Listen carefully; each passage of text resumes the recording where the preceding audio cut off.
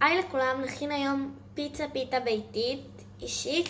המצרכים שצריך זה רוטב עגבניות, איזה שיש לכם, וגבינה מוצרלה, תוספות אם אתם רוצים, ופיתה. מתחילים לקחת את הרסק עגבניות ולהתחיל למרוח אותו על הפיצה באחידות. אז ככה הפיצה נראית אחרי שמרחתי את הרוטב עגבניות.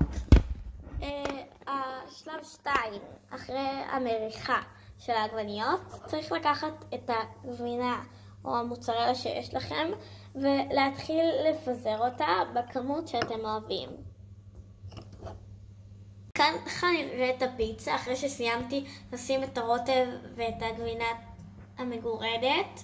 אם אתם רוצים, אתם יכולים לשים גם כל מיני תוספות כמו זיתים, פטריות, תירס, מה שאתם רוצים. ועכשיו לתנור. אז בעצם צריך לשים את הפיצות עד שהגבינה נמסה. כרגע נחכה. אוקיי, אז הפיצה מוכנה, עכשיו אנחנו פותחים ולוקחים את הפיצה.